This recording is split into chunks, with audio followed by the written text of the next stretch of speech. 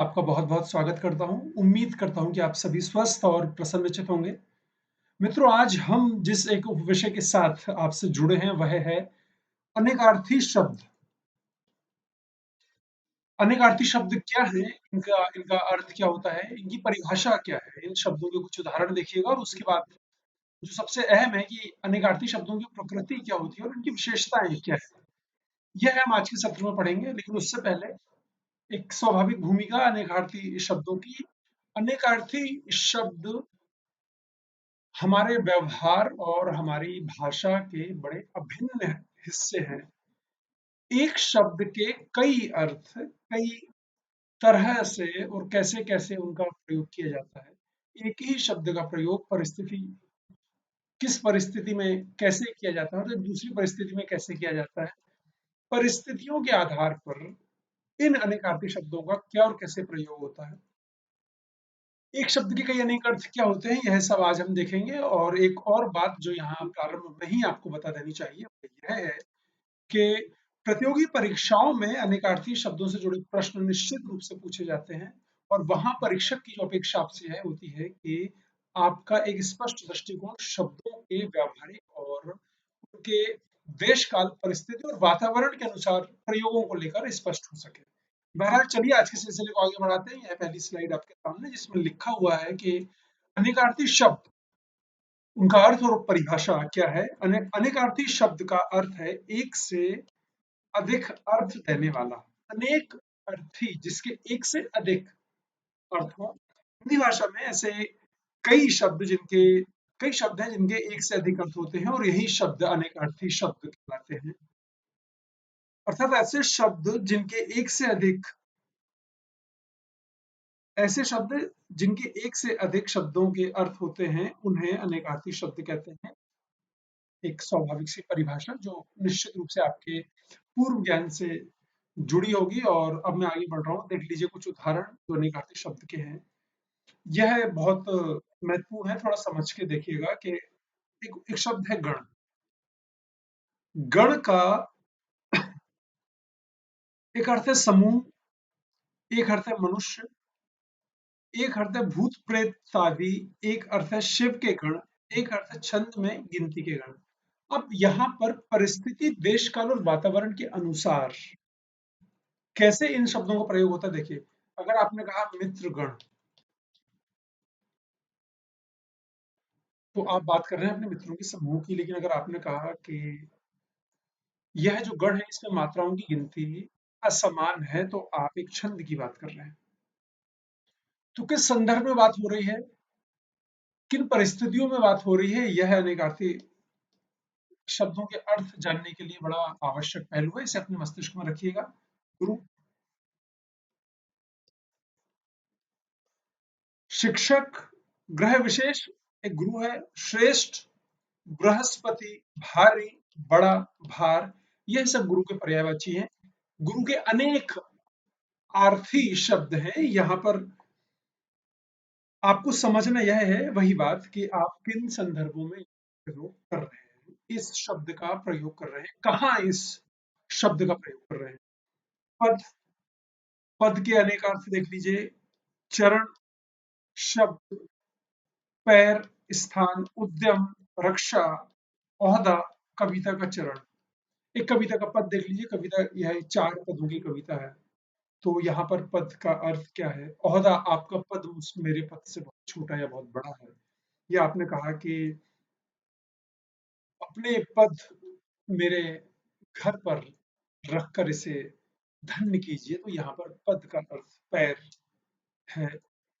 तो यहाँ पर बहुत सारे अर्थ एक शब्द के हैं, किस परिस्थिति में, किस संदर्भ में, किस अर्थ में प्रयोग किए जा रहे हैं, यह महत्वपूर्ण है।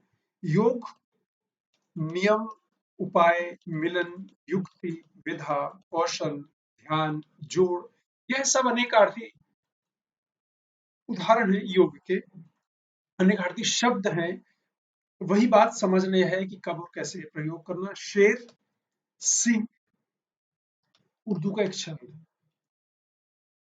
अगर एक शायर मंच पे खड़े होकर कह रहा है कि मैं एक शेर आपकी नजर कर रहा हूँ, वहां पर उस शेर का मायना क्या होगा, वह परिस्थिति तय करेगी। लेकिन मैंने जंगल में एक शेर देखा, वहां उस शब्द का मायना क्या है, यह वह परिस्थिति प्रस्तुत कर देती है। अशोक, मगध राज अशोक, शोक रहित जिसमें कोई शोक ना हो, और एक वृक्ष का नाम भी अशोक है। तो एक शब्द लेकिन उसके अनेकार्थी शब्द, कुछ और शब्द यह देख लीजिए। कल, बीता हुआ कल, आने वाला कल, मशीन, यह सब कल के अनेकार्थी शब्द हैं। कहाँ कैसे प्रयोग करना है, इसकी आवश्यकता और इसकी अनिवार्यता होती है। चक्र, पहिया, चाक, भंवर, समूह, बवंडर, यह सब चक्र के पर्यायवाची शब्द हैं। और जैसा मैंने कहा कि आप इन शब्दों के किन परिस्थितियों में प्रयोग कर रहे हैं वह महत्वपूर्ण है। हार, आभूषण, शिथिलता, शिथिलता और पराजय। आज मेरी हार नहीं हो सकती, या आज उसकी हार सुनिश्चित है।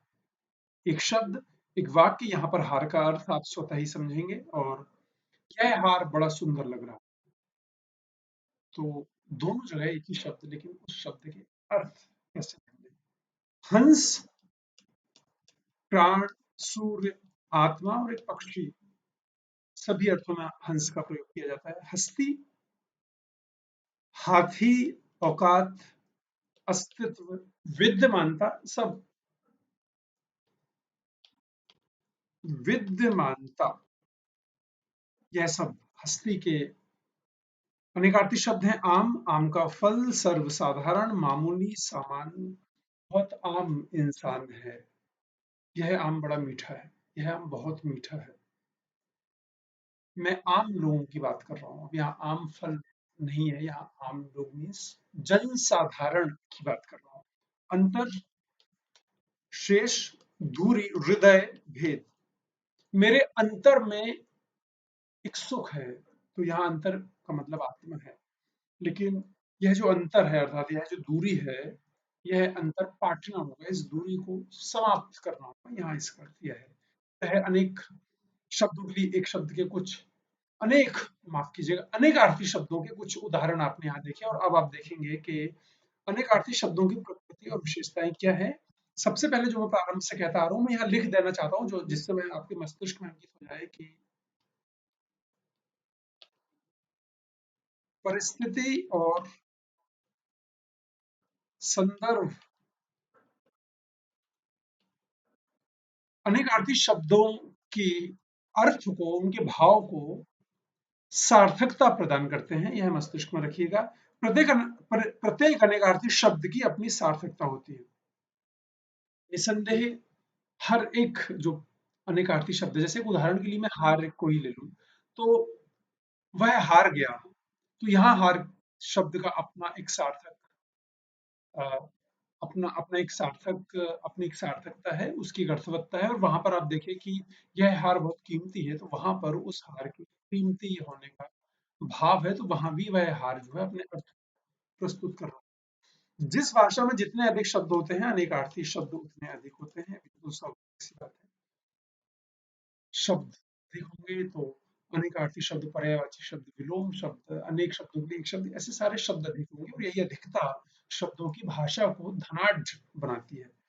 अनेकार्थी शब्दों में तत्सम एवं तद्भव शब्दों की प्रधानता होती है, और ऐसा इसलिए होता है क्योंकि यह शब्द बहुतायत हिंदी में पाए जाते हैं।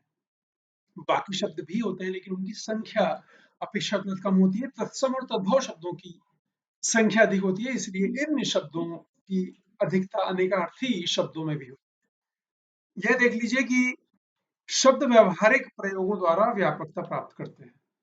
अनेकार्थी शब्द की जो व्यापकता है, जो उनका विस्तार है, यह उनके प्रयोग के दृष्टिकोण पर निर्भर करता है। जितना अधिक प्रयोग जिस शब्द का होता है, वह उतना अधिक व्यापक होता है। और यहाँ भी बिल्कुल वैसा ही है कि अनेकार्थी शब्दों की जो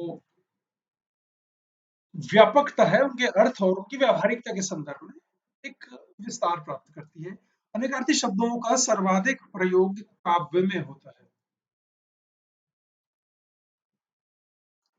कनक कनक के सोगुनी मादकता अधिक है, या मन का डारी की, मन का फेर, ये पंक्तियां जो हैं, ये पंक्तियां देखिए आप, एक शब्द के कितने सारे अर्थ हैं। तो देखिए, ये जो शब्द हैं, इनका काव्य में अधिक प्रयोग होता है। काव्य में अलंकारों में विशेषता है, काव्य में अलंकारों विशेषता है, यमक और श्लेष अलंकारों में इनका प्रयोग प्रमुखता से होता है। अनेकार्थी शब्दों का यमक अलंकार और श्लेष अलंकार दोनों शब्दों से जुड़ी हुई अलंकार हैं, दोनों शब्दों पर आधारित अलंकार हैं, इसलिए यह है। अनेकार्थी शब्दों की यहाँ पर प्रमुखता पाई जाती है। अब यह देख लीजिए कि अनेकार्थी शब्द भाषा में विशिष्टता और रोचकता के साथ अलंकारिता का समावेश करते हैं। बहुत जाहिर सी बात है, एक शब्द का अगर आप कई अर्थों में प्रयोग कर रहे हैं तो यह बताता है कि आपकी भाषा में विशिष्टता क्या है, आपकी भाषा की रोचकता क्या है और उसकी अलंकारिकता। निस्संदेह आपकी भाषा सजी हुई होती है, उसके उसमें एक सौंदर्य होता है, उसकी उसका जो एक शैलीगत वैशिष्ट्य है वह बढ़ जाता है। कई बार वचन लेखन वाचन लेखन पाठन की अस्पष्ट एवं असहजता इन शब्दों में अर्थ को व्यर्थ भी कर देती है। अर्थात कि कई बार ये जो शब्द हैं, इन शब्दों की अनेकार्थी शब्दों में अगर आपका वाचन पाठन और लेखन सही नहीं है तो वह इनके अर्थ को स्पष्ट कर देता है। इसलिए आपका वाचन, आपका पाठन और आपका लेखन, यह तीनों स्पष्ट होना चाहिए।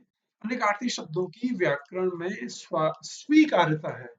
यह जो स्वीकारता है, यह जो आत्मसात का भाव है व्याकरण का इन शब्दों को लेकर, वह इसलिए है क्योंकि यह शब्द व्याकरण की दृष्टि से शुद्ध होते हैं और सार्थक होते हैं, और शुद्ध और सार्थक शब्दों को व्याकरण स्वीकार करता है। इसलिए अनेकार्थी शब्दों की व्याकरण में स्वीकारता है। अब यह देख लीजिए वह पाठ जिससे हम यहाँ तक पहुंचे हैं। अनेकार्थी शब्द हमने देखा कि अनेकार्थी शब्द का अर्थ होता है कि ऐसे शब्द जिनके एक से अनेक अर्थ होते हैं, और यही परिभाषा है इसकी कि ऐसे शब्द जिनके एक से अनेक अर्थ होते हैं वही अनेकार्थी शब्द कहलाते हैं। हमने कुछ उदाहरणों के माध्यम से समझा कि अनेकार्थी शब्द क्या होते हैं, इनका प्रयोग और इनकी प्रकृति और इनकी विशेषताएं उसके बाद हमने देखी। और जो तीन महत्वपूर्ण बातें हैं जो आपको एक बार पुनः मैं आपकी स्मृति में लाना चाहता हूँ, वह यह है कि जो अनेकार्थी शब्द होते हैं वह अ, परिस्थिति एवं संदर्भ उनके अर्थ को प्रस्तुत करता है। दूसरा, के अनेकार्थी जो शब्द होते हैं इनमें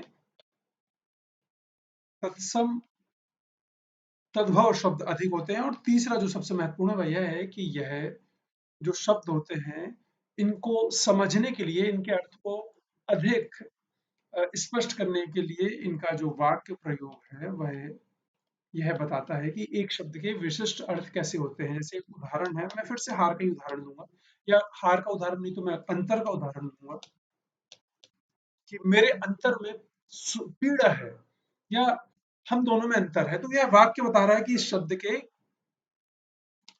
अनेक अर्थ हैं। तो यह आपके सामने था। मैं उम्मीद करता हूँ कि अनेकार्थी शब्दों से जुड़ी हुई जो कुछ स्वाभाविक सी जिज्ञासाएं हैं उन्होंने एक निश्चित रूप से हल पाया होगा। इसके बाद भी किसी भी किस्म की कोई अगर आपके पास समस्या है तो हम यहाँ पर हैं, आप हमसे बेहिचक संपर्क कर सकते हैं। तब तक के लिए मैं सुधीर आजाद आपसे इस